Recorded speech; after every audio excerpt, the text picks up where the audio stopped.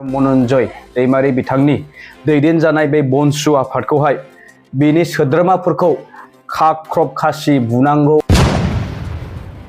थांनाय 24 मे खालारखालि बाक्सा जिल्लानि सन्जय बर' बिथां सासे गावखौनो इउटुबार होननानै लाग्रा जाय मानसिया बनसु बर' माहारियारि फरायसा आफादनि मानसि नङा। बिथाङा इरागदाव वारि बिथाङा बुंदों जे आङो खुनु बनसुनि सोद्रोमा नङा। जाय मानसिया एक्सपेल खालामजानाय मन'नि दैमारि बा ब्रिटेन इस्लारि बिथांनि उननि 2022 मायथाइ समनिफ्राय सेप्तेम्बर दाननिफ्रायनो आङो बनसु आफादावहाय गोख्रोङै मावबोगासिनो दं। जोङो बिथांखौहाय केस होनाय जादों आरो बेजों लोगोसे जोंनि प्रेसिडेन्टखौ बुंनाय माने बनसुखौ बुंनाय बर' जातिखौ बुंनाय दा बेनि थाखायनो जोङो बिनि गेजेराव बिथांखौ मानहानि 148 करोड़नि जोङो बिथांखौ डिफमेसन केस होनाय जादों। बिथाङा बुंदों जे 1 करोड़नि मानहानि केस आंनि फारसे होनाय जाबाय होनना बुंदों। फाउन्डार प्रेसिडेन्ट बनजित मनजिलनि फारसे एलिगेसन लाबोनायनि थाखाय एबा सारा बनसु आफादखौनो बदनाम खालामदों होननानै बिथांमोना बेबायदि अजदखौ लाबोदों। जोंनि आफादाव प्रट'कल आरो नियम खान्थि दङ। मानो होननानै बुङोब्ला जोंनि बनसु आफादाव प्रेसिडेन्टआ मालाबाबो फाइनान्स थाखा फैसानि लेनदेनखौ मालाबाबो हेन्डेल खालामा। आं 1 करोड़ मानहानि मोनसे केस आंनि फारसे होदों। आं आसरित मोनदों दिनै बिथांमोना गावसोरसो आयेननि बिजिरगिरि बायदियै स्पेसिफिक मोनसे एमाउन्टखौ माबोरैहाय मिडियानि गेजेरजों फोसावनानै गावसोरसो आयेननि बिजिरगिरि बायदि आयेनखौ आखायाव लानानै बेफोरबायदि लिरनानै गावसोरखौ आं मा बुंदोंमोन बेनिख्रुइ बांसिन बिथांमोना दिनै आंनि फारसे गिदिर मानहानि मोनसे प्रभाब खोलैदों। गिबियावनो मिडियानि अनसायगिरि नोंथांमोनखौहाय रोजा रोजा साबायखर बावनाय थाबाय। जोंनि बाक्सा जिल्ला डिस्ट्रिक्ट कमिटि बनसु आफादनिफ्राय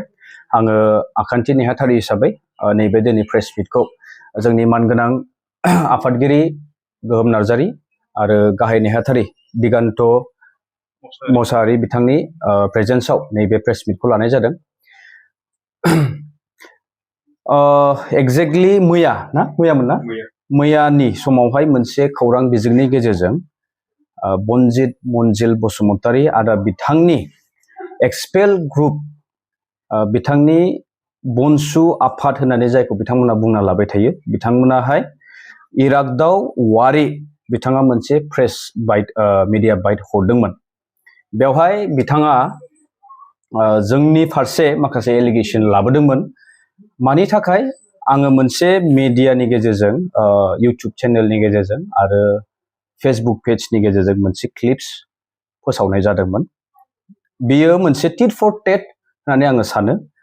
बिथांमोननि जाबायदि बुंनाय नैबेनि फारसे आङो काउन्टार मोनसे बाइटखौ हरनाय जादोंमोन। दा खोथाया बेनो स्पस्ट। बेवहाय आङो सिन्डिकेट होनना बाथ्राखौ मेनसन खालामदोंमोन।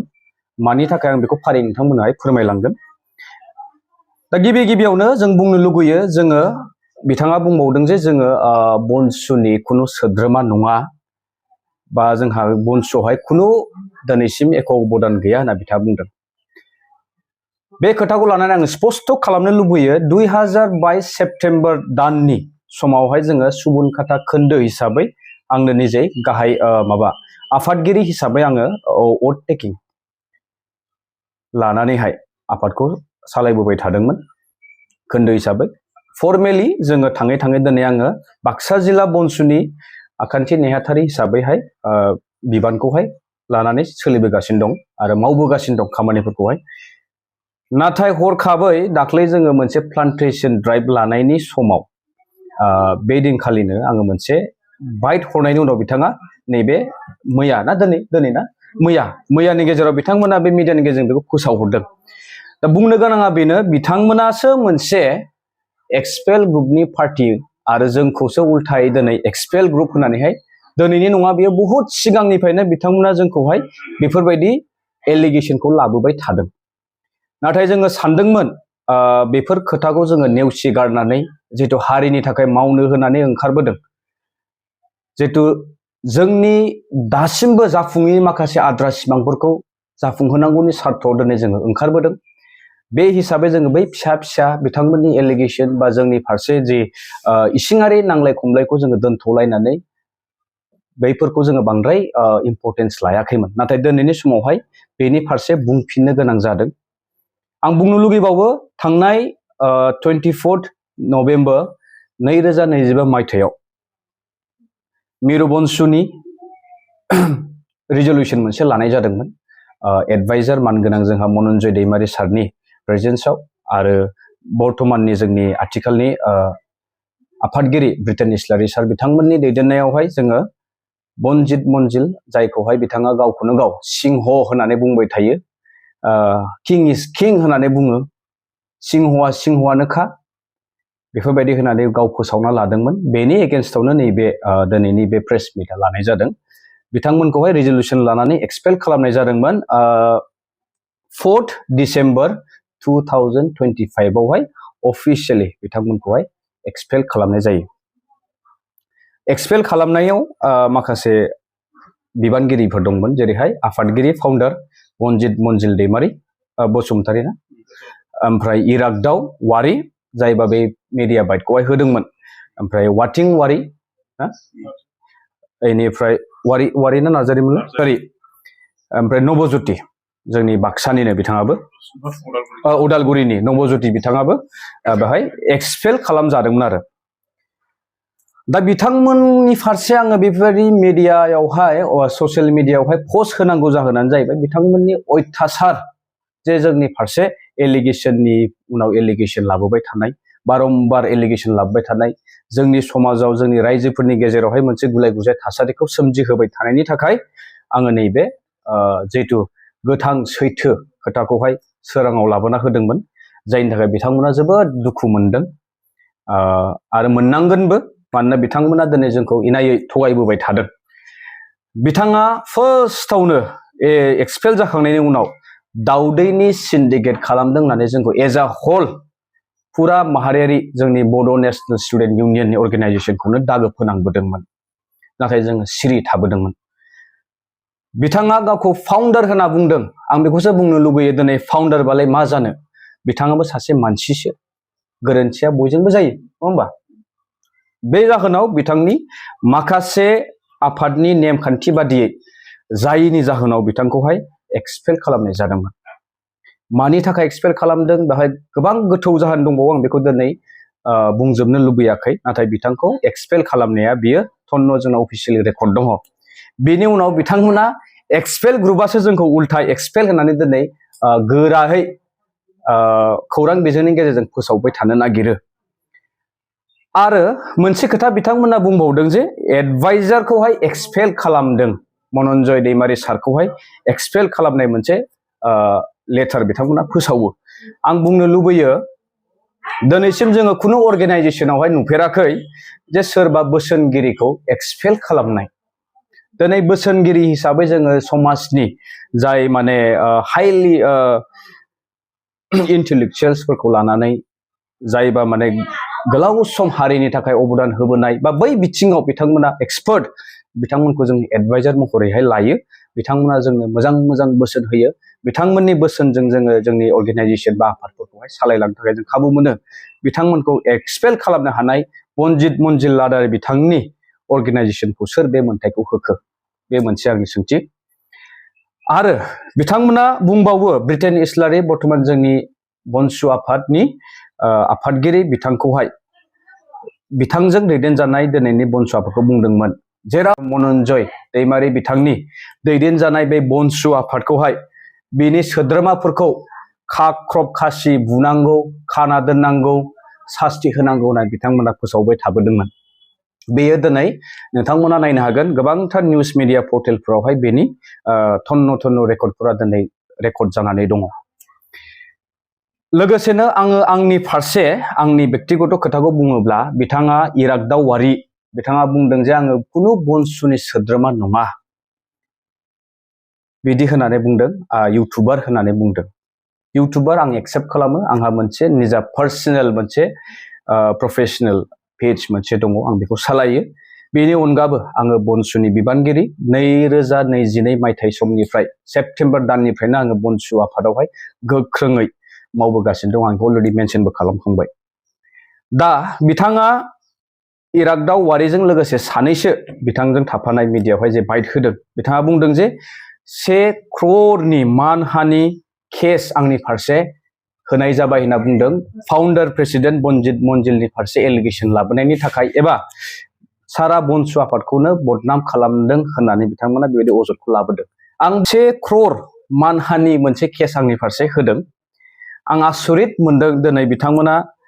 गावसोरसो आयेननि बिजिरगिरि बायदियै स्पेसिफिक मोनसे एमाउन्टखौ माबोरैहाय मिडियानि गेजेरजों फोसावनानै गावसोरसो आयेननि बिजिरगिरि बायदि आयेनखौ आखायाव लानानै बेफोरबायदि लिरनानै गावसोरखौ आं मा बुंदोंमोन बेनिख्रुइ बांसिन बिथांमोना दिनै आंनि फारसे गिदिर मानहानि मोनसे प्रभाब खोलैदों जेरावनाखि बिथांमोना गावसोरखौनो आयेननि बिजिरगिरि बायदियै 1 कौटि रांनि जुरिमाना बा मानहानि केस होनाय जाबाय होननानै दिनै सारा ससियेल मिडियायाव फोसावनानै आंखौहाय पार्सनेलि व्यक्तिगत आक्रमण खालामदों आरो जोबोद आघात बा दुखु मोनहोदों। बेनि थाखाय आं बिथांमोनखौ कन्डेम खालामो बिथांमोननि शर्ट नलेजनि थाखाय सुंद' बिथांमोननि जे सान्थौ साननाय नैबेनि थाखाय आं बिथांमोनखौ बेखिनिखौ बुंनो सानो। आरो आंनि प्रमान नांबावगौबा दिनै आंजों लोगोसे नै आफादगिरि आरो नेहाथारि बिथाङा लोगोआवनो जफानानै दङ आरो जोंनि बाक्सा जिल्लानि गोबां बायदि बायदि बिबानाव थानाय सोद्रोमाफोरा आंजों लोगोसे दंफाबावो। दा बेनो आरो मोनसे खोथा बिथाङा बुंबावदों इरागदाव वारिया आं सानो बिथाङा गोबां नलेज लानो गोनां दंबावो जुदिह बिथाङा दिनैनि समावहाय बनजित मनजिल दैदेननाय बनसुआवहाय मा बिबानाव दङ आं बेखौ स्पष्ट मोनथिया। बिथाङा बुंबावदों जे सन्जय बर' बिथांखौहाय आङो दिनैनि थारिखआव